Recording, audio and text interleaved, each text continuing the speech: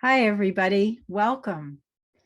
My name is Susie Sarfati, and I am the Assistant Dean of Medical Education at Boston University School of Medicine and the Director of the Office of Enrichment. And it's my pleasure to welcome you here today. My pronouns are she and her, and I have dark brown hair that's shoulder length and brown eyes. I'm wearing a blue shirt and hiding in one of my offices in the house. I'm here to welcome you. I'm really thrilled to be a co-sponsor for this event. I was first introduced to visual thinking strategies and Alexa Miller's work at Harvard over 12 years ago when we had a faculty development workshop in the Department of Medicine. And it inspired me, truly inspired me to learn more and to actually become a disciple of the technique to apply to various aspects of medical education. And so I've experimented a lot and consulted Alexa over the years, and I'm just really excited to be able to bring this to you. I never imagined in a virtual format, would love to be in a room together or at the museum. But we're truly hoping that this event, for those of you who aren't familiar, might inspire you to want to know more and join us down the road. Or for those of you who know, maybe to build and work together as a group to figure out how we can apply it across our disciplines. And so with that, I want to thank those who made today happen, the collaboration with Ty, with Dot Hibbard, who works closely with Ty, Anna Gregory, and Alexa Miller for bringing this to fruition. I know it's a beautiful sunny day and maybe many of you'd rather be outside, but thank you for joining us. And now I'm going to pass the baton to Ty. Hi, thank you, Susie. And again, I want to echo my thanks to everyone who's with us here today and for Alexa doing this presentation. My name again is Ty Furman, and I'm the Managing Director of the BU Arts Initiative. The BU Arts Initiative serves BU students, faculty, and staff, and we work to build arts programs in collaboration with faculty that engage students and support student learning. So this is an exciting element of learning and education for us, and particularly around health, medicine, and well-being. I use he, him pronouns. I am a 52-year-old white male with short, dirty blonde hair and a short beard, wearing a button-down blue shirt, and behind me on my screen is an art installation in the Mugar Libraries at Boston University. Before we begin, I just want to take a moment to acknowledge that here at Boston University, the land that we operate on is the ancestral, unceded homeland of the Massachusetts people and their neighbors, the Nipmuc and the Wampanoag. We acknowledge that there is a painful history of settler colonialism, genocide, and from the territory, and celebrate the many Indigenous peoples who are still connected to this land. We also publicly commit to working to end continued systems of oppression and violence against Indigenous, Black, Asian, and other people of color. You can learn who the original inhabitants and stewards of the land in which you are located by going to native-land.ca. That's native-land.ca, and we encourage you to explore the full history of the area in which you live. And now it's my pleasure to turn this webinar over to Alexa. Thank you so much, Ty and Susie. I am so honored to be with you and the Boston University community now after all this time being in conversation around VTS, and especially after this past year and what everybody has been through, and especially what those of you working on the front lines of medicine have been through, that after all of that, and we're still in the midst of it, what you're asking for and wanting is more engagement with art and with VTS. So I'm delighted to be here in support of that work. And hello to everybody else joining the webinar. So my name is Alexa Miller. My pronouns are she and her. And I'm in the state of Connecticut near New Haven as a guest on Monunkatunk lands. And I'm a early 40s, middle-aged white woman with shoulder-length brown hair with gray streaks, the natural kind, the kind you get from being very humbled by life. I'm in a room on a white chair, and behind me is a white wall and a blue wall and a framed little watercolor painting. So I started Arts Practica, which is my company, in 2011 out of a real concern about the way in which uncertainty is conceived of and responded to in medicine. And so the purpose of Arts Practica is to deliver a shared concept of uncertainty in medicine and some of the most adaptive strategies known for approaching uncertainty, including close observation and the integration of multiple perspectives. I'll talk about that more in a minute. But what I'm going to talk about today is visual thinking strategies, which is a teaching tool and a tool for engaging people in art discussions and with art and with one another. And that tool has been an essential technology in my teaching and my work around uncertainty in medicine over many years. And it's also been a driver of my research on medical learners and especially diagnosticians who handle uncertainty with excellence in a way that is so different from the standard fare norm. Visual thinking strategies has also been an incredible driver of my own personal learning trajectories over the years as well. So I'm so happy for the opportunity to stop and pause and reflect on what VTS is and what it does and share it with you all today. I've prepared a bunch of slides. This is a new talk. I've never given this talk before, and I have a lot to say. So I have asked Ty and Susie to just give me a shout at around 10 minutes to the hour, so I know that we're on track and I can get to everything. Okay, so my talk tonight is in 3 parts, and because visual art is really at the heart of the visual thinking strategies approach, and you can't really understand what VTS is without really some core basic assumptions about art. I want to start with that. And I actually wanted to begin with the words of one of my favorite authors, Dr. John Paul Lederach, who is a mediator who has worked all over the world in some of the most heightened conflicted areas. And this is a wonderful book called The Moral Imagination. And he raises the question how, when we live and work in systems that are inherently violent, as we do here in the United States and globally, and how do we transcend that while still staying within it? And what he poses, and this comes from the wisdom extrapolated from his many years of interacting with humanity and conflicts at a very high level, is that what it takes is called the moral imagination. And then that's based on 4 capacities. And that those 4 capacities, when they work in concert, are what allow humans the potential to transcend the violence of the systems in which they live and to recreate a new way forward with other humans. And so those capacities are, first, the capacity to imagine ourselves in a web of relationships that includes our enemies. Second, the ability to sustain a paradoxical curiosity that embraces complexity without reliance on dualistic polarity. Third, the fundamental belief in and the pursuit of the creative act. And last, the acceptance of the inherent risk of stepping into the mystery of the unknown. And so I wanted to, this is one of the best sort of theories of everything I ever found. And I wanted to start with that because I believe that visual thinking strategies in many ways touches on all 4 of those.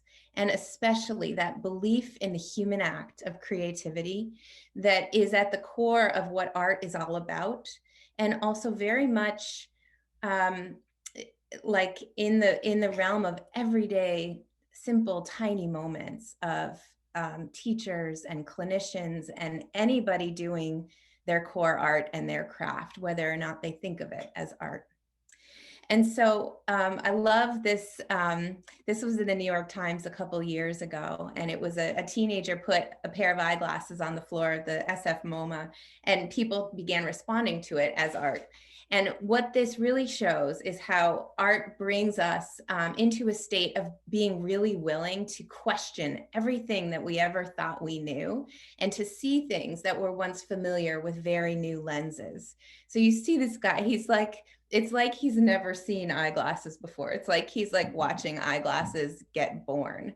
And works of art and, art's contexts have the potential to let us experience things in that way. Art is also an authentic experience of uncertainty. Now, this is so important because uncertainty, and I'm going to talk a lot of examples coming from medicine, but I think they're very broadly applicable. But in medicine in particular, medicine is very misaligned with reality when it comes to its concept of uncertainty. And there's not a lot of skill and training given to how to respond to it. Even though it's so prevalent in the clinic all the time. And uncertainty is often sort of thought of as a drain, a potential, thing to be avoided that's going to drain resources. And in the worst case scenarios, it's even seen as like a time to pull out your big guns and battle and bring out the worst of defensiveness. Now, this is not as a result of people being bad. This is as a result of the defensive practices on which systems are built and lack of training. But it's a really important problem to recognize because harm is so prevalent in healthcare. We are literally in an era of an epidemic of inaccuracy, costing a lot of US lives and treasure, being both perpetuated through healthcare. And when you scratch the surface of a lot of cases gone wrong, mismanaged uncertainty is at the root of it. And so I believe, and this is what my company, Arts Practica, does, is works to facilitate a shared concept of uncertainty based on arts experiences.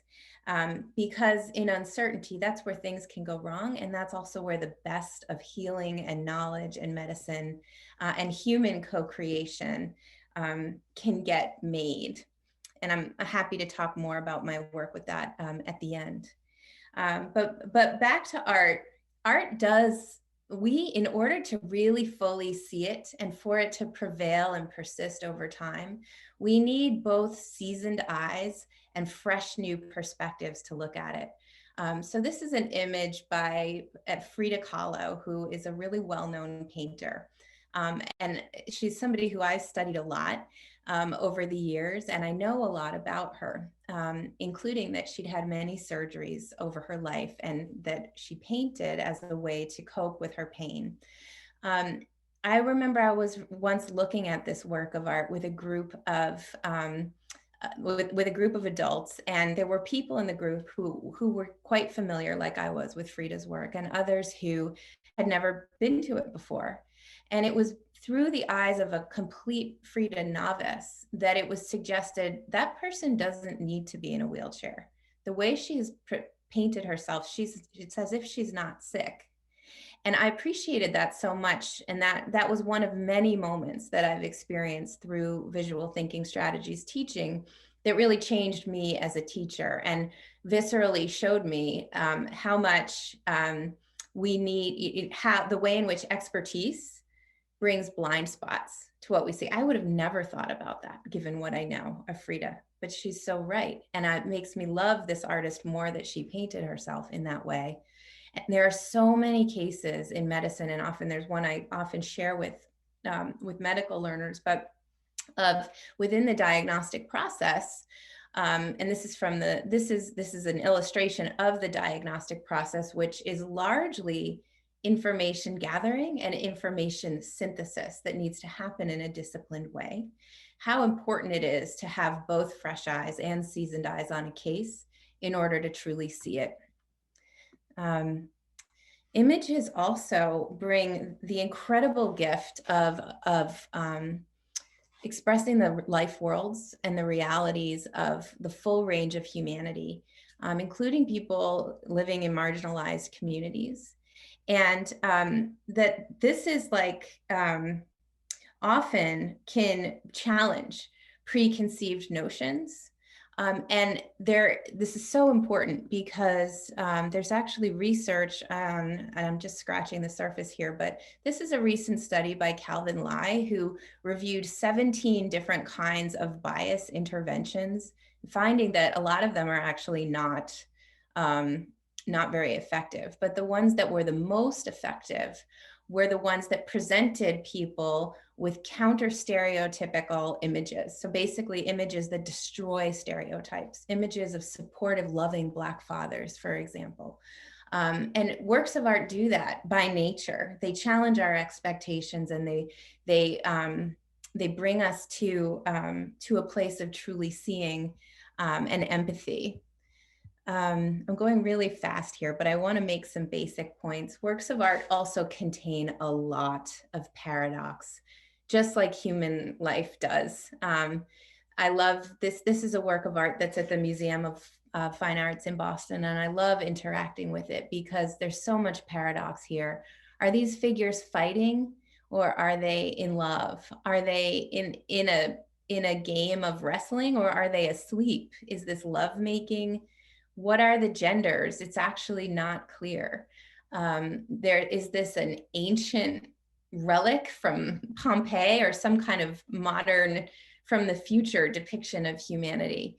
Once you really get into it and look at it closely, there's just paradox after paradox after paradox. And the title of this work of art is The Wrestlers. And if you had known that, and that's not to say that these are wrestlers, that is maybe to say there's something wrestlers-ishness about this work of art, but this is a great point, case in point, of how the frames and the representative words that we use to take things in can really limit what we see. And when we look at things free of that, we can see so much more. I looked at this work of art just this morning with my students at Brandeis University, where I teach a class on medical uncertainty. And this is another work that is just so full of paradox. You know, the confidence of this young man, and at the same time, the vulnerability. There's so much to say about this work of art, and but what I wanted to bring up was how sometimes one tiny, tiny, tiny little detail can change just absolutely everything. And I was reminded of that this morning with this work of art when a student pointed out that no, this figure appears to, he's actually not nude because there's a teeny tiny inclusion at the bottom of some clothing, which indicates to us that he's not nude. And that was a moment in the conversation that really shifted the narrative and the potential for understanding what this artist was getting at.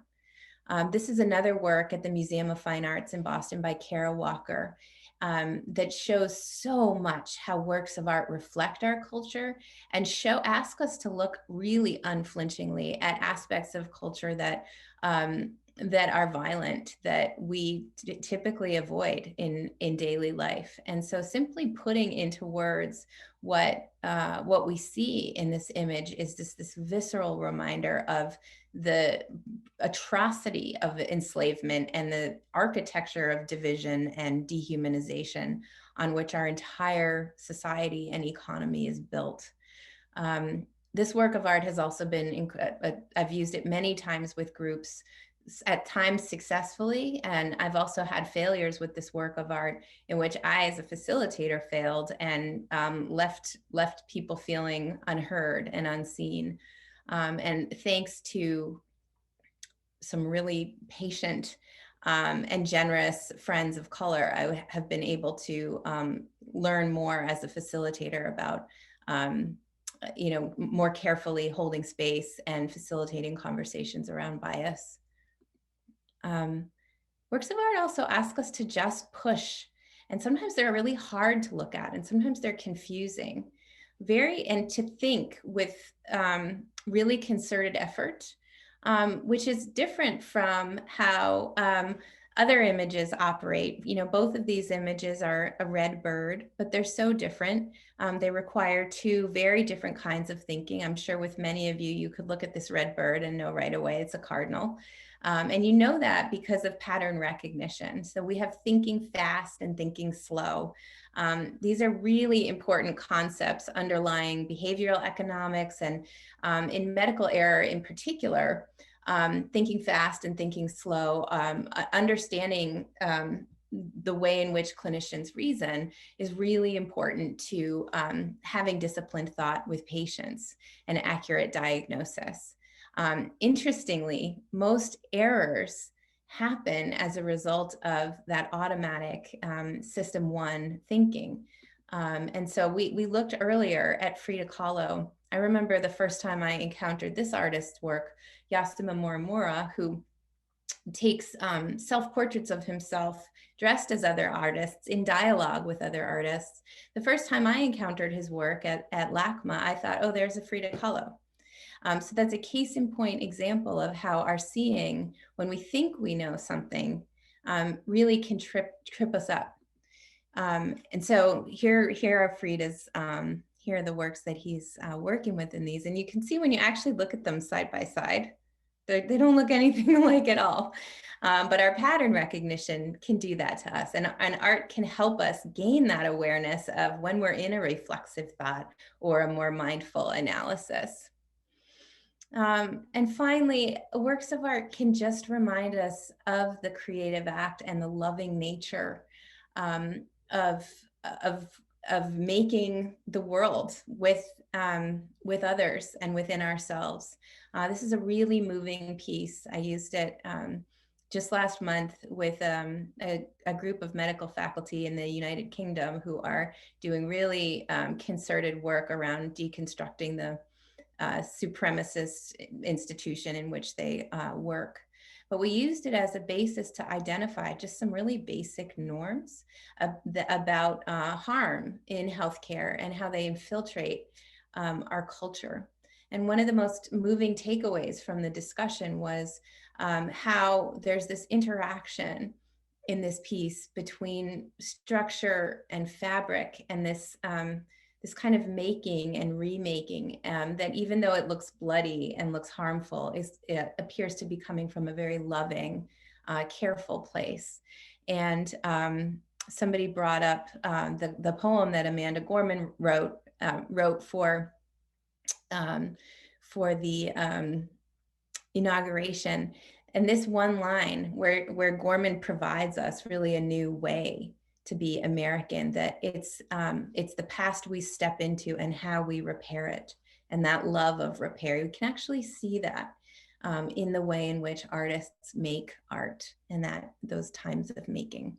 Finally, works of art are just part of being a human and part of the human story. We've been doing it for 40,000 years as a way to make sense of our world and to communicate. And so these are some of the things that are at the basis. There are so many reasons why artists make art, some of them conscious, some of them still not yet known. But that's why when works of art are great, this is why they persist over time. And these aspects of it are really the basis of what visual thinking strategies experiences are about. They are about humans and art making meaning together. I'm sure many of you are familiar with the parable of the blind men and the elephant. It's a story that came out of India thousands of years ago, but basically says that there were, a group of 6 men and none of them could see. And each of them had a hand on a different part of the elephant. One had the hand on their trunk, one had a hand on the toenail, one had a hand on the ear. And they were all talking about what an elephant felt like. And of course, for each and every one of them, it was extremely different because each of them had a contact with a very different side of the issue. And in some versions of the parable, the men even come to blows and, don't stop believing and trusting in what others are telling them. And it's an incredibly helpful metaphor for addressing the complex problems of our era that we all have different contact with and bring different kinds of knowledge to, and we really need all perspectives in order to understand what we're living in and dealing with and seeing. And works of art can be looking at works of art with groups of people whose perspectives are very different from you are an incredibly humbling reminder of the asset of those perspectives on understanding our world. So the author Larry Cuban, who is a former superintendent and professor of education, he writes about the difference between problems and dilemmas. And he talks about how problems, they might have multiple ways to be solved, but they ultimately are something that can be solved. Whereas dilemmas are sort of always going to be a conflict of values, a conflict of resources, you know, darned if you do and darned if you don't. And dilemmas can only ever be managed. Now, more often than not, that's the case with life, right? That's the case with our most complex problems, certainly with patient cases or anything involving human beings. And dilemmas are not easy. And dilemmas, we are typically not taught in school. We tend to be taught more about how to solve problems really well. Whereas managing dilemmas is a very different can of worms. But that's what visual thinking strategy art does, provides a truly authentic dilemma, as well as the low risk where nobody's dying, nobody's expertise is on the line, a sort of actually we can have a truly positive experience of a dilemma, which is a rare thing in education, a very rare thing and a special thing. I'll talk a little bit more about that in a minute, but the last point I wanted to make about art, this is a sculpture on the Brandeis University campus by the artist Chris Reardon, who was riffing off of a quote by Justice Brandeis, who's the founder of the university, who said, "By the light of reason, we must let our minds be bold." And this is a reminder that when you live in systems of division, as we do, and based on atrocity, as we do, that continue to perpetuate violence, as we do, simply to see things clearly requires being bold. Simply to put into words what your eyes see requires being bold. And when we're bold like that, it provides lamplight for others to see and for others to follow. And that's what artists do. And that's what interacting with art and the critical thinking that comes about with it can do. So I hope that there are questions and that we can, I feel like such a talking head just moving right along, but those are just some basic points on art. And if there are questions or things you want to chat about, please do. And we'll be sure to address them at the end. Okay. So visual thinking strategies. What is visual thinking strategies? Again, I want to start by honoring Abigail and Philip. Abigail is a Harvard-trained research psychologist, and she studied what's called aesthetic development or aesthetic thought, which is what people think about when they interact with art. And she found an entire stage theory based on thousands and thousands of interviews she did with people over many years that basically represented a thought pattern, a trajectory of development that correlates with critical thinking and a sort of worldview of wisdom that really was only facilitated by more and more exposure to art. So her whole thing is that sort of the magic ingredients for facilitating aesthetic development are art and time. Philip is a really celebrated museum educator. He was the director of education at the Museum of Modern Art for 10 years, and just an extraordinary conversationalist and just a genius, really, at connecting people with art in ways that matter to them. And the two of them came together by way of a really interesting story to create the visual thinking strategies, which is a system designed to engage early viewers in art in really enjoying their experience with art and learning in it and through it with others. And so there are a lot of mechanics involved in visual thinking strategies, and really like talking about it doesn't work to educate people on what it is. It's really the kind of thing you need to experience for yourself to really get what it's about. And there are some videos online of a range of students doing visual thinking strategies that we can pop into the chat later. And I encourage people to watch that or have an experience yourself. But I will touch on just sort of a few aspects of the dynamics. And I actually hope that by way of the first sort of section of this talk about art, that you could get a grasp on sort of not what visual thinking strategies is, but what it does and some of its second order effects on teachers, because it's so transformative. And also on the kind of learning that can happen among students and groups. So at its core, VTS is a practice. It's a facilitation protocol for a teacher to hold space for a group doing structured yet open-ended evidence-based discussions of work of art.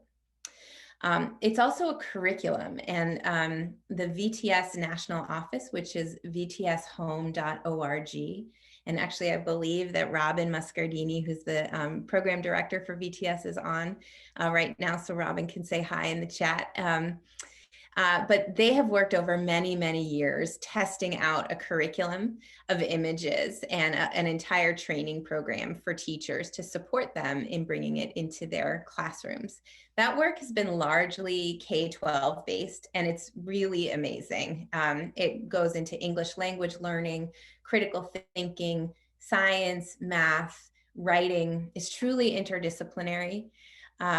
More recently, it's had quite a bit of traction in the health professions, in part because of its research base. It's based in cognitive science and the coaching methodology that comes along with it.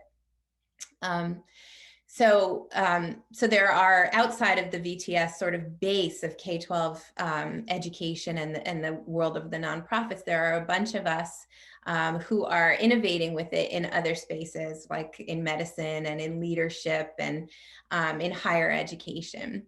And so it's also this incredible community. I mean, there are VTS practitioners all over the world, and there's actually quite a bit of research on it.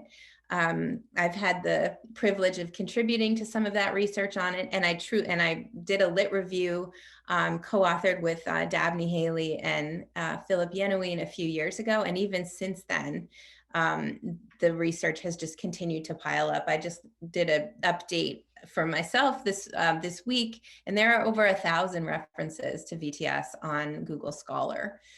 Just in the last year in the medical education space, papers have come out by Dr. Margaret Chisholm, who's at Johns Hopkins, looking at like reviewing different museum education methodologies for key areas in medical learning, as well as Hope Torrance and her team at the University of Miami, looking at interprofessional education and sort of the key themes of significance and observation. But there are so many more.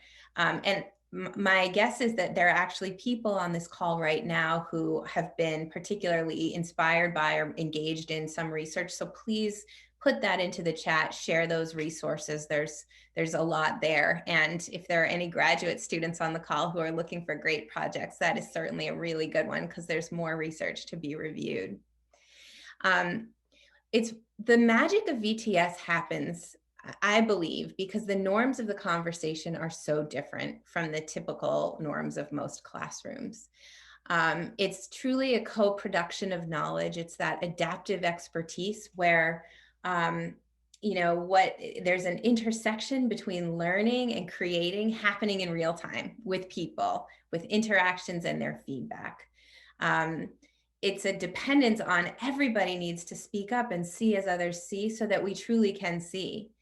There is an important habit of using evidence. The second question of visual thinking strategies is, what do you see that makes you say that? which prompts people to share their line of thought, which, by the way, is something that everybody in the patient safety world concerned with improving error rates in healthcare advocates for as a top most important thing, to share your line of thought with one another. Risk taking within the groups, which even when they're weird and people say weird things, like always advance the group's learning. A spirit of, I'm not going to die on the sword and try to perform some kind of smartness for the teacher, but we're really in it together to make meaning and let things evolve. Unfinished business all the time. This can actually feel dissatisfying to people at first, but over time, it gets very exciting with how groups work with it. And then the last thing is what Abigail Housen would call reasoning in a social context, which is where there's sort of two streams of thinking happening. One is having their own independent response and reaction to a work of art. And at the same time, the group is sharing a picture and really entertaining everybody's perspectives. I'm going really fast here, and probably other people would talk about things that are really important in VTS, but those strike me as so important. I kind of think of VTS as like in the narrative of students learning. It's the idyllic phase, right? So people who study narrative, they know there's no story without conflict. And there's no resolution to conflict without the idyllic stage, which is sort of a timeout from the typical roles that people play and the typical arguments that they have, where they sort of go somewhere else and they act as whole humans with one another and in a kind of new world. And that is what, and in many stories, like across literature and history, often that's like, a dreamy, relaxing, vacation-like sort of part of the story, but it's a place where people can really inhabit ideals in a different way, and then are able to come back from that whole and able to, have sort of changed in how they relate to one another and their ability to problem solve. And so I sort of see that dropping VTS in at different stages in the education process offers this gift to students of, going somewhere else and seeing things through multiple eyes in a way that's very idyllic. I also think of it like, whereas traditional teaching is kind of like a triangle with the teacher on top, dropping knowledge down in these sort of individual interactions with students. In VTS, it's much more like a circle where the group is sort of in it together, pursuing an inquiry. And there's lots out there on circles, and there's a lot more to say about that, which we can get to if people are interested. Alexa, just giving you 10 minutes. Perfect. Okay, wonderful. Thank you. So the last thing I just wanted to touch on before we go to the Q&A is this idea of paradigms. Visual thinking strategies is not new. It's been around since the mid-90s. It was very controversial when it first came out, when Dr. Housen wrote her dissertation called The Eye of the Beholder, and she identified these stages of aesthetic development. I have a wonderful colleague, Barbara Martin, who for many, many years headed up the education department at the Museum of Fine Arts in Boston. And she remembers in the late 90s when Housen presented that to the museum community. And it kind of broke because people could see that this was the way forward, that this was much truer to how learners learn and how people interact with art than how museums have typically displayed and done their programming. And there was quite a bit of conflict around that. But now, and just sort of watching it evolve over the years as especially industries like museums or medicine that are knowledge economies based on, doctors or curators holding knowledge have been undergone a huge shift in their relationship to knowledge and their relationship with the public as knowledge has gotten democratized through technology. And so, let me come back to that and just say probably the most important, what I wanted to say is that when people first discover VTS, they first experience it, It's like they know there's something there that they want to pursue. And they don't always know what it is exactly, but they know it's really important. And I believe it has to do with these paradigm shifts that I'm going to outline, in part in relationship to humans and technology, as well as the earth, and where things might go if we were at our best in the context of a highly conflicted and divided and also interconnected world that we're in. So most importantly, I think it's worth mentioning that we are in the Anthropocene era globally, in which our planet and our planetary health is completely interdependent with human influence. And what this means is that it's a time of choices. We have choices now that the next generation likely will not have, as far as what the ways in which we can care for our planet and our planet can care for us, that are deeply intertwined with our healthiness and our ability to prosper. And in fact, it's our basic beliefs about what it means to prosper and succeed that sorely need to be re-examined. There's a lot more to say about that, but there's the other paradigm that's worth looking at is when healthcare became big business. So you see that there's like a spike in the late 70s and early 80s, and that's when technology, some key advancements were made with regards to testing and technological advances to see patients, and that's when clinical time began to get shortened, time between patients and doctors, and technology began to really explode. This is also just when healthcare became big business and when insurance and prescribing really started to explode as businesses. And there was this kind of disconnect between humans that it is the case across all industries, but we're still really reeling with. And, you know, that's when a lot of these museum programs and arts programs began to happen. And that was certainly my experience with being involved with the genesis of the Training the Eye program at Harvard. It was in, you know, it wasn't in the 70s, 80s, but it was in the late 90s, early 2000s that the faculty, Dr. Joel Katz, Dr. Shahram Koshman, Dr. Amy Shipp, Dr. Kit Schaefer, who I think is here on this call and has influenced me so much. Those were medical faculty who were also themselves artists, who noticed that students and residents on the wards suddenly were seeing a decrease in their confidence, in their basic abilities to stand with another human and do a physical exam and a history taking. And so the impulse was to look to art programs to start to regenerate some of this human connection. So I'm sure you're all familiar with the Gartner hype cycle, but it's a way of describing our relationship to technology and sort of where we are and when people get like really hyped up about technology. Dr. Brian Vartabedian, who is a doctor and a medical educator at Baylor in Houston, he writes a lot about technology and healthcare, and he actually teaches a course for medical students on how to publicly communicate as doctors in the digital age. But he posits that we are right now in what in 50 years we will look back on as a dark age when it comes to our relationship with technology.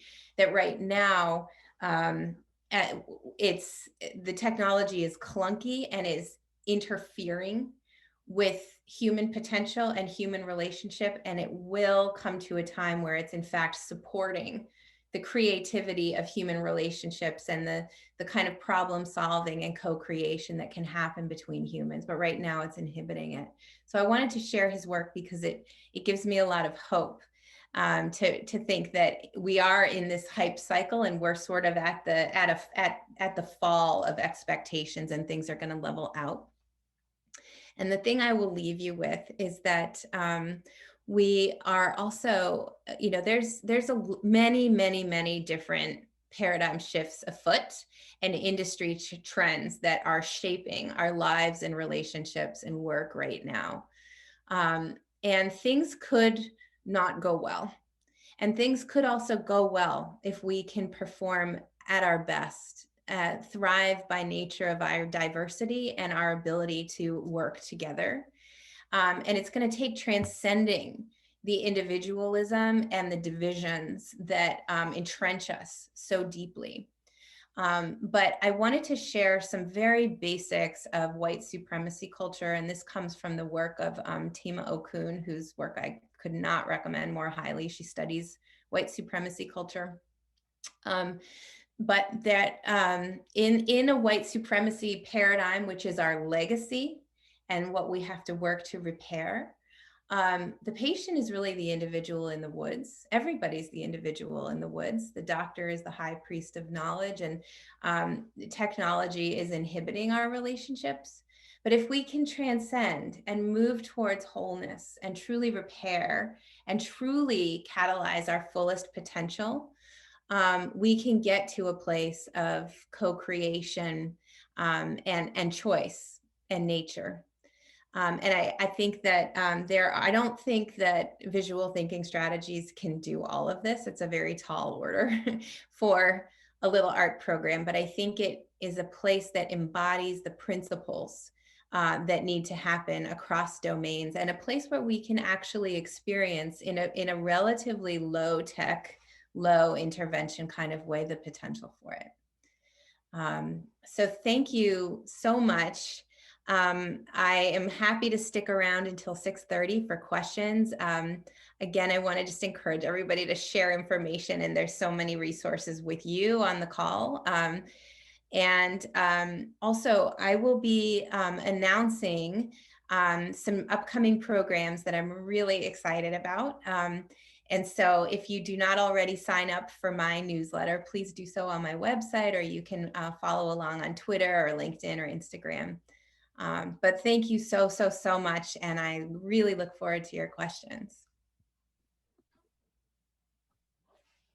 Hi there. I'm back to help you with the chat and the Q&A. That was great, Alexa. Thank you so much for inspiring us, as always. There's lots of good questions here, some of which I'm happy to chime into since I've used this a lot.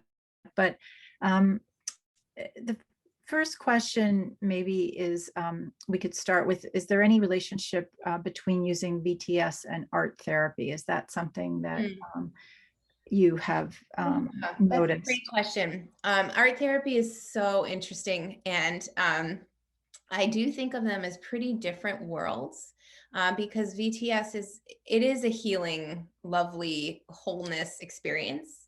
But by design, it's not a therapeutic one. It might be therapeutic to people, but not in the way that art therapy is by design therapeutic. And so there's a lot of complement there, and there actually are individuals and groups using visual thinking strategies for therapeutic purposes. There's a group in the Netherlands, and I'm going to have to get back to you on their name. They're wonderful, very thoughtful people, but they work with visual thinking strategies with brain damaged communities, and have actually, there's a research paper around the therapeutic effects of especially the metacognitive and the language aspects of VTS. But I think in general, that's kind of an atypical approach, but certainly worth exploring. So I would just like to add that our students have used, I've come into small group sessions with our student groups who were working with geriatrics in the community or with autistic kids, and they were going into a home or a setting where they didn't know how to engage with them initially. And so they put up a piece of art and they spent the first 10 to 15 minutes just asking them these questions and trying to engage them in a very non-threatening way. And that was a wonderful way for our student leaders to get involved. It wasn't therapy per se, but it was community engagement. Yes. And it's a very nice practical way for student organizations, if they learn the technique, to get engaged with other communities. It's incredible for engagement. I mean, I can't tell you how many times I've been in a museum setting, having a discussion with a group, and another visitor just, like it really makes everybody citizens and have something really valid to say, and it's very inviting in that way. And it's always it's a way to just have citizenship and belonging. Makes it very accessible. So I want to jump to this question because I think it's really relevant, and I've definitely done this. In this moment when we're still interacting largely virtually, is there a way to use VTS to enhance those interactions? Yes, yes, yes. So There is. I'm going to let you talk, but Yeah. Yeah, and I think probably a lot of people here are doing it. So it's that thing, right, where it's a challenge and an opportunity both. And so there is nothing, and I really mean nothing, like being in person with a work of art, in a group setting. That said, it can be done virtually, and it can even be enhanced and amplified in all different kinds of ways with what technology offers. And it's something I've been working on and continue to learn. I just this morning with my students, we figured out another hack that really improves the discussion. So yes, it absolutely can. And there's a lot of different innovating going on right now in the field around that.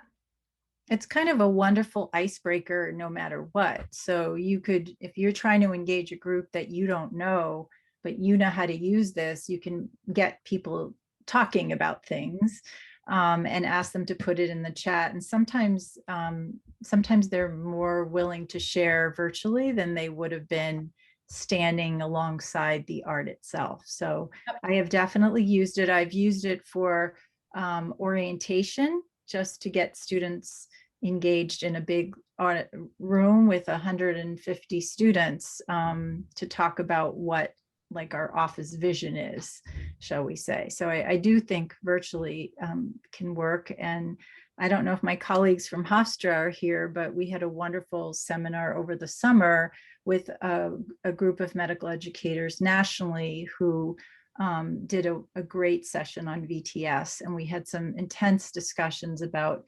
OBGYN and motherhood and some really provocative themes that came up. More questions. Can you comment on how you deal with a work of art representing people in communities you don't belong to? Oh, that's such a great question, and so important. Yeah, I mean, I think everybody comes to a work of art, to a worldview with a lens. And it's important to recognize that lens. I come to it with the lens of a cisgender white woman. And, I remember I have many memories of times that I've bumped up against like the ignorance and the limits of my lens. So and I'm always working to expand it. And I actually believe that it's not just VTS, it's actually just having relationships with people very different from you and sustaining friendships over time and through conflicts is what can help expand that. But it's very challenging to, so it's really important to recognize the lens right away and the limits of it. And the challenges are real, especially when your student group like holds expertise and experience that you don't have, like ranging from culture and pop culture to even history. And so, I just acknowledge that. I learn all I can. And when somebody says something that I don't recognize, I own that 100%. And I ask them to explain it for the group. I check in with people afterwards. And, more and more in my teaching, I maybe do some of the facilitating, but it's very much about getting everybody facilitating. And so, working within a group with a lot of diversity is just like this incredible asset, because people see how facilitators bring different lenses and choose different works of art, and that brings out different strengths within the group. And so, I think it's really important to constantly be learning to be as geopolitically savvy as possible, and also as familiar with works of art and how they operate aesthetically and how they communicate.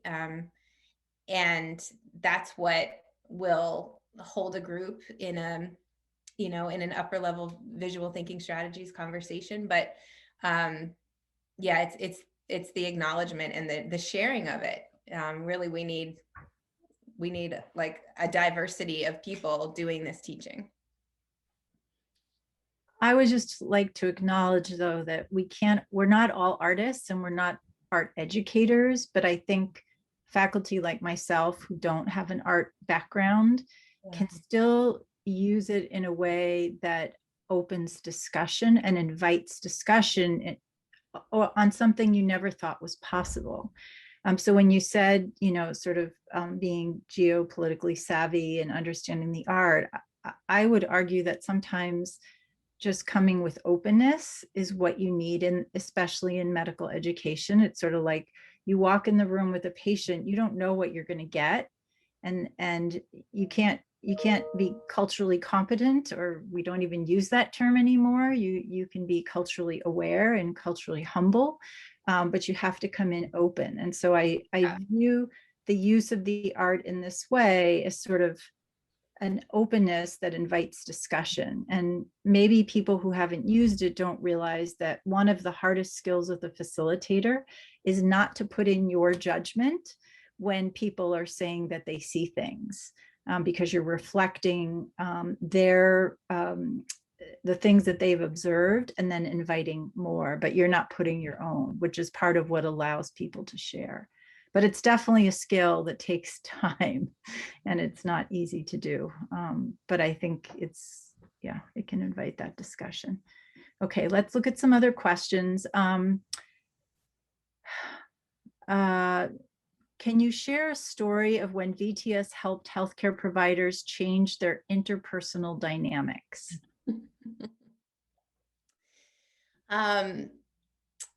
Let's see. Well, if you look at the research on VTS in healthcare specifically, there's quite a bit of assessment on what learners wrote about in clinical images, like before and after a visual thinking strategies intervention. And so with regards to interpersonal dynamics in patient care, for example, there was a study that came out of the Robert Wood Johnson Medical School in New Jersey, where they did a VTS intervention, and they had students describe clinical before and after. And in that study, one of the pieces of writing referenced is, before the student wrote, "This patient looks normal," and then after they said this patient, they described what they saw in the positioning of the body and why they believed the patient was didn't need further care. And so that's a subtle thing. That's just a subtle word shift, but it's also like a complete paradigm shift in interpersonal dynamics and how the words we choose, the removal of judgment and the removal of inferencing from handoff language, that might not seem like a big change, but that has huge potential for that patient's care, not only for their care, but for the subsequent providers who are going to receive that handoff. And so that's the first thing that comes to mind, I think, because it's so nuanced and it's so important, especially when you look at I call it the inaccuracy epidemic, but really the just, case after case after case after case of somebody harmed or inaccurately seen that's intersectional with so many other issues, that comes down to somebody not being described or seen accurately. And that's kind of thought of as a technical skill, but it's not. It's deeply interpersonal, it's deeply interactive, and it's deeply human, and it's deeply scientific as well. So that's one. I mean, VTS operates on a range of levels. So I think of one level as sort of just our openness and our willingness to be boldly curious about humans and human interactions and human nature and society and art and each other and ourselves. Another level is this level of patient care. This, if you think about medicine, has 3 products: diagnosis, prognosis, and treatment plan. That first core art product of diagnosis, the mastery of those skills of observation and information synthesis and gathering. So I just talked about that. Then there's a level of the team, right? And another paradigm shift actually that a slide I should have put in there is how medicine is transitioning from this, from an individual to a team sport. And that we, all of the science and just basic, common sense tells us that we, in order to do better, like we really need to work better with one another and also have systems designed that support the shared picture and the communication and the team performance. But there's so much happening in visual thinking strategies on the group level, and how a group moves through conflict, fails, takes risks, recovers, like stops needing the facilitator at all because they develop their own norms. There are I'm having a hard time thinking of like a specific example off the top of my head, but that is so significant. And there are plenty of ways of like framing the VTS experience to look at that piece. Then I think of the last level as the facilitation, the learning leadership piece. But I would look into the work of Hope Torrance at the University of Miami. I referenced her paper a little bit ago, and that program, the Fine Art of Healthcare, has had a lot of press. And they focus really rigorously on interprofessional dynamics. Just a couple other thoughts. I know that several people have published about the use of VTS in residents, in training final year residents for leadership. And I don't know the citations. I just have seen them at poster sessions in peds and maybe in internal medicine. The other thing in terms of leadership is I had been talking about Alexa for years. And then when my husband went and did his medical MBA, they wound up having 2 days of art and improvisation. And he said, "What is all this? You've been talking about it for years." And they used it as team building within a business leadership class. And then the last thing that I just want to mention is the work that you did, Alexa, at Harvard, one of the papers that you published with Joel Katz that showed that people really learn the skills of deeper thinking and observation and teamwork after they had done 7 sessions. Yeah. And so I think, there's like you were saying, levels. I think there's that level 1, level 2, level 3, but when people do it repeatedly, there's a skill building that can come that is wonderful, but it has to be done over several times. Yeah. And that's the conditioning of the norms that start. It's really amazing when you work with groups over time, like really after about like the 4th session, they don't need the facilitator as much because they've established their norms. They start seeing what they see that made them say that. They don't need to be asked anymore. And they get really mad if the facilitator doesn't ask it because they want to know what their friend was thinking. So yeah, and actually, Susie, your comments did make me think of a couple other examples. So actually, I have a blog post on this that I can pop into the chat or share after, but I was up at Maine Medical Center a couple years ago, and I did, it was more of a teamwork and leadership oriented VTS intervention. And we were doing VTS with a working team. And afterwards, and something, I don't actually remember the specific work of art, but there was some point of contention. And, people saw things in different ways, as you do. And after the discussion, the woman, one of the people said, that's the first time I've ever disagreed with this other person who I'm his direct report. And that's the first time that ever happened. And like it was, she talked about how great it felt and how glad she was that they had like now had that experience and broken that ice. And they kind of laughed about it, but it gave him an opportunity to say like, no, I actually really want to hear what you have to say. And when you disagree with me, I want to know that. So that's another example. And then also, Susie, you mentioned the Harvard study. we wrote another paper called From the Galleries to the Clinic, and it's about observing patients, because as part of the Training the Eye program, we would actually go into the wards and observe patients and bring patients into the classroom and simply observe them. And I thought that the way that Dr. Joel Katz did that was so skillful. And I so appreciated the way he really stood up for making time and space for basic observation, closing the door so the patient feels safe, turning the light on so you can really see. The medical students talked about how like they felt they didn't want to be rude, they didn't want to interfere, they didn't want to be impolite. He got them over that barrier, and then the patient would always express like so much gratitude for somebody taking the time to just really look closely at them.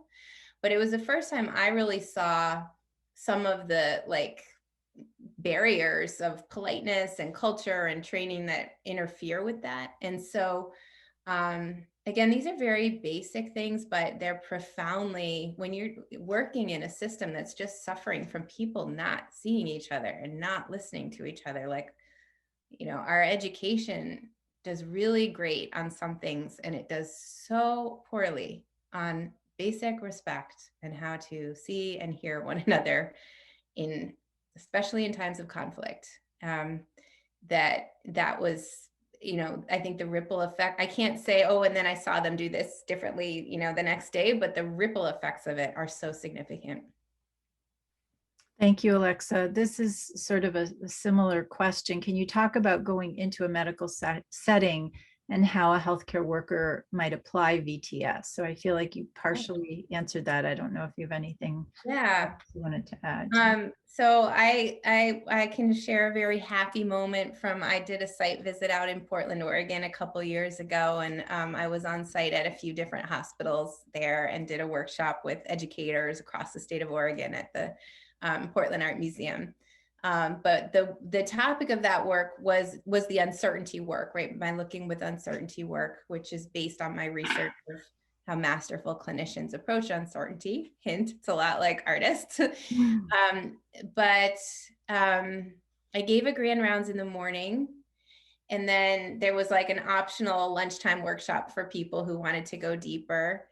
And like people came back at lunch and said, I had a patient case, and I said, wait a minute, I feel uncertain. And I disclosed my uncertainty, and I brought in another colleague, or I just admitted it to myself and I just took a pause and it was okay, you know, or I just the recognition of the uncertainty and the, I'm going to take a pause and I'm going to use skills of observation and listening and other perspectives is very basic, but that's, yeah, that's what I see. And that's when I know the work is doing what I want it to do. Great. Now, I love this comment and I have to agree, but I'll let you comment first. How can VTS be included as part of narrative medicine? There seem to be a lot of similarities. Yeah, it's very complementary, very, very complementary to, and I think, you know, narrative it's like, whatever you call it, narrative medicine, being a whole human being, you know, bringing in skills, there's a really interesting body of work there, and they've done an incredible job demystifying aspects of the patient-doctor relationship and process, and the use of narrative skills to help train that and facilitate that. And yeah, this can roll right in. It's not, there's an incredible tension between visual response and words that VTS works with. And there's so much work in VTS with writing and language arts and the writing prompts of narrative medicine. So, you know, I think it's like, it's incredibly synergistic. And the Rita Sharon's model for attention, representation, and then affiliation. So it's that human-human affiliation where the subjective experience of the care provider and the subjective experience of the patient can become intersubjective, right? If you're lucky, that can happen. And it's that affiliation that that VTS is aiming to facilitate as well. And that when you're lucky happens with a group. Another question, is there any body of work on auditory thinking strategies, i.e., what do you hear that makes you say that? Oh, what a great question. Not that I know of, but there certainly could be, and there certainly should be, because now I'm really intrigued. I don't know if others on the chat know of some, but I love it. yeah. But I think, that we talk visual thinking strategies has a visual frame, which is useful. It's visual art, and we talk about what we see, how what we see impacts what we know, and what we know impacts what we see and what we believe. And there's the dynamics there. And the visual frame is useful for sort of talking about those concepts, but this work is not limited to the visual at all. And I would argue that an observation is not just visual. It can be any kind of cue, any kind of sensory cue at all. And there's so many different levels happening within the auditory, from music and sounds to actual language to emotion and mood. And all of that, there comes a point where the aesthetic, it all gets very intertwined. So I want to recognize like the limits of it and the usefulness of the visual frame, and also like the completely unlimited and interdisciplinary aspects of it as well. I believe that the Longwood Symphony Orchestra is doing a music VTS faculty development workshop for neurologists. Yes, that's right. Yeah, I saw that posting. Right, where they're using both to get to the same place. Yeah. Yes. So that's a great point. I mean, there's so much interesting work coming out of this field, and I really just know like my strand and the tip of the iceberg. But it's so interesting because I think it's 3 years ago now, the Harvard Macy Institute started offering visual thinking strategies training as part of their work with their with physician leaders and education fellows. And that work has like really up-leveled this whole water table of innovation in this space. And there's so many, medicine and healthcare are so complex. There's so many different disciplines and so many different issues to address. And there's a lot of really interesting work coming out of it now. So I love this question because I could definitely speak to it, but is there resistance to VTS? And if so, how do we counter that resistance? There's always resistance, and that's a healthy thing. That is, it's not bad. I always kind of enjoy it. I think that when people, they have questions, and that's a good thing. Nobody should have to believe that art makes better doctors. I don't believe that, I think that there's evidence there that shows some really interesting indications of art as a space for learning a certain set of skills and habits and worldview.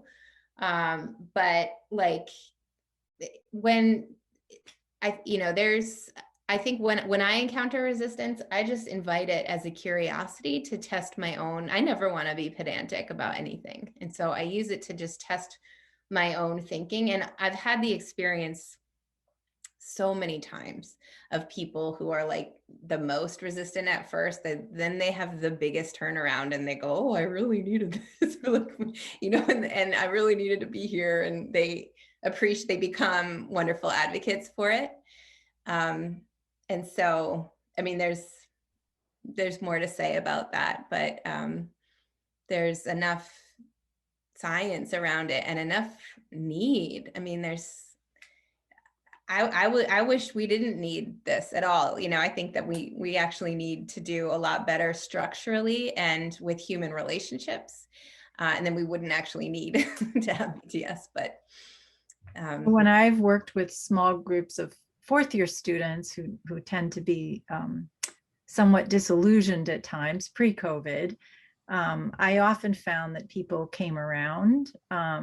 And then sometimes I would talk to those people that seemed most uncomfortable and ask them, and they viewed it as making them look at art when they don't like to look at art. And when I tried to frame it more around skill building for residency, or skill building for leadership, or skill building for communication skills, which I use in my own home and have used to teach my kid how to be more curious and observant.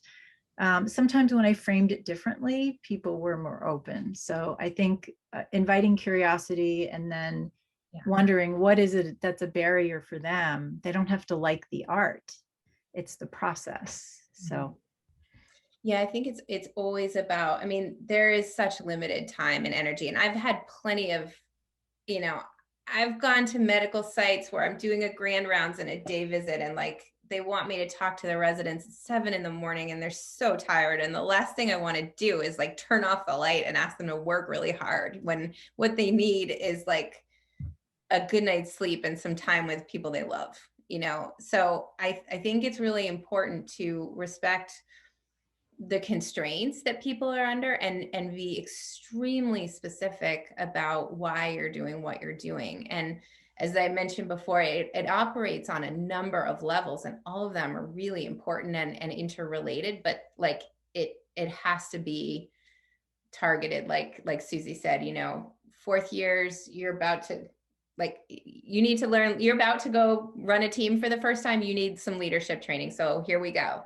Whereas it might be something different for a different group.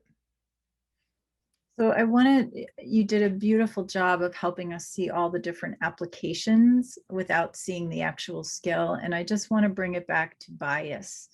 And is it okay for us to show some provocative work of art and try to create a conversation using VTS at this point in time? And how do we manage that? And can you speak a little bit more about that?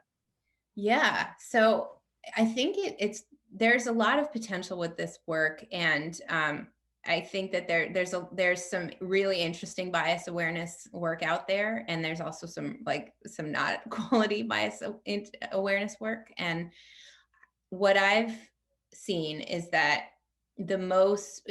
what matters the most is what happens before the VTS with the group, and especially the role modeling of the leaders. And so there's a program at Yale School of Medicine that I think does it really, really well, where before they even go to the museum, they don't do VTS, but it's I think what they are doing in art with regards to bias has potential for VTS. And but before that, they all take the IAT, What's IAT? the implicit bias test. Oh. So it tells you, it's a test, it's a free test you can take online through Harvard, and it tells you, it just runs you through a series of tests, and it gives you a rundown of what your biases are.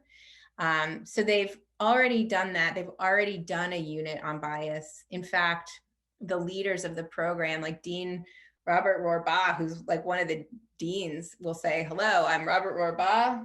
I'm a white man, and I have learned that I am biased against these groups." And so he will role model it, make it really safe for everybody to share about that. They'll learn some of the science of bias and normalize it, and then talk about why it's so important in medicine to identify it. And then they will go to the museum with those basics already established and the conversation already underway. And do further work. But it can be, I mentioned earlier, one of my early failures with the Kara Walker. I've had successes and failures with that piece at the MFA, but one of them was it was my intention to get at bias, but the group wasn't congealed enough yet. And it was like too much too soon. And it would have been much better to start with like cigarettes, or alcohol abuse, like before jumping right into race and issues that are like really viscerally harmful and alive for people. So there's a really wonderful medical humanities book. I can't recommend it highly enough. It's by Anna Lila Williams, who is at Quinnipiac, and she wrote a book, I think it came out a year and a half ago, on medical humanities teaching. And there's an extraordinary chapter in there on bias awareness in medical education and in narrative medicine. And she has all different kinds of resources, and just she lays out really artfully sort of how to lead into the more interpersonally intense conversations. But I do think, I think bias awareness, really what we need is structural change and a lot more representation. Bias awareness is important, but it's and really the way there's an opportunity in art to notice our biases as part of the great work of deprogramming ourselves and deprogramming, filtering out the bias and racism that like colors our view based on culture. And,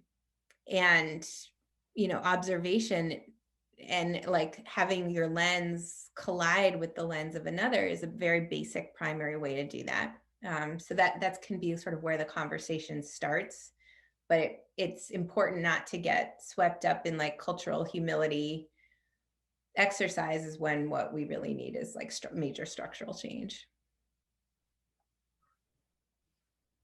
Somebody's pointed out that that this talk is a little bit hard for those who don't know anything about VTS. And are there some previous readings or familiarization that would help them better understand the webinar?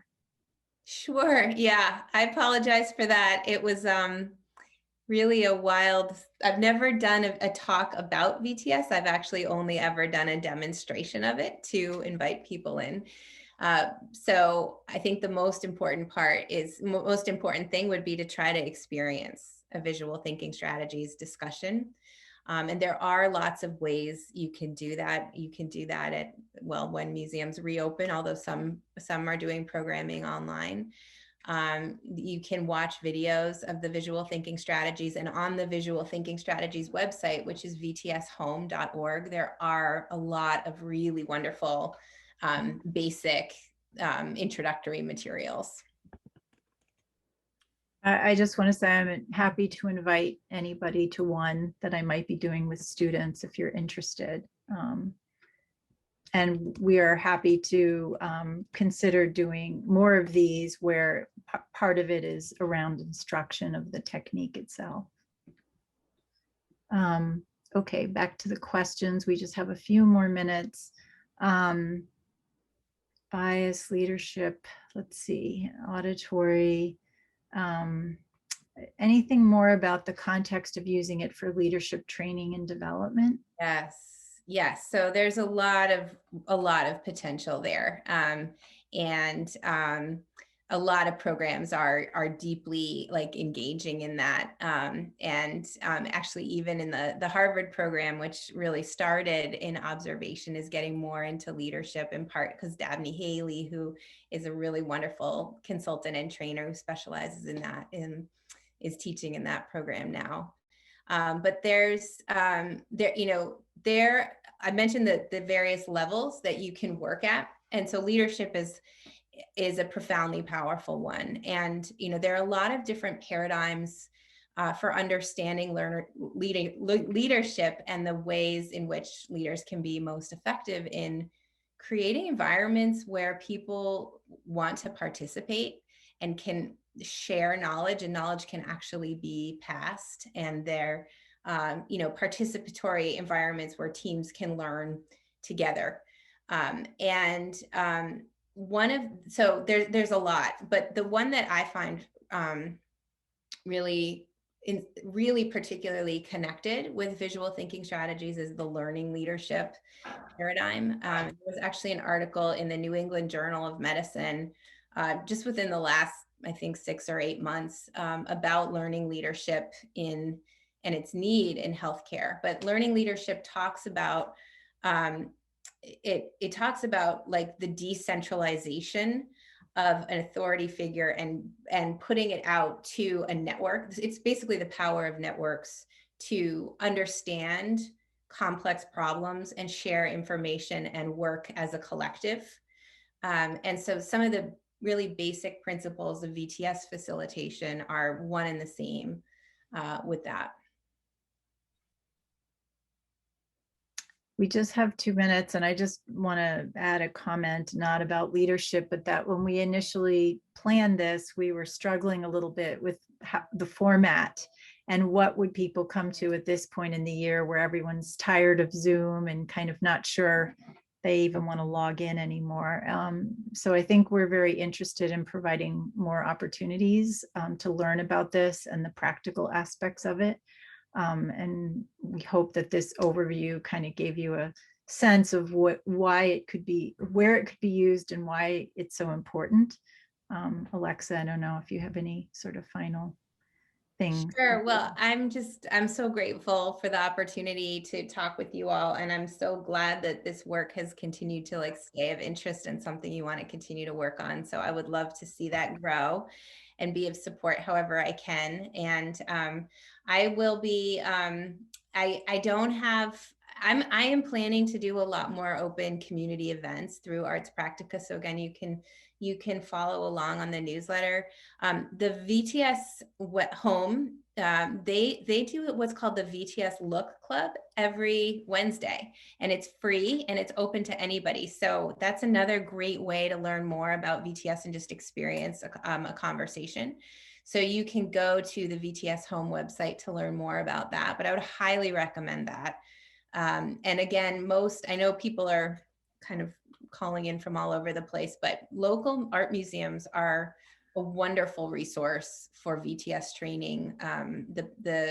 The central office has trained many museum educators who are staffed at art museums, and it's their job to make the collection accessible to the public. And so you can usually find it in different kinds of tours and offerings and trainings as well.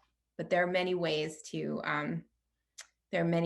go deeper, and each way sort of has a different dimension to it. I just want to thank you as well, and echo to all of you still with us what Susie said. We really are interested in moving this along, this being a journey for people who are interested. So please do reach out to either or both Susie and I and let us know of your interest, so that we can begin to develop what the next opportunity might be in this sort of experience and education. So again, thank you, Alexa, and thank you, Susie. Thank you. Yeah.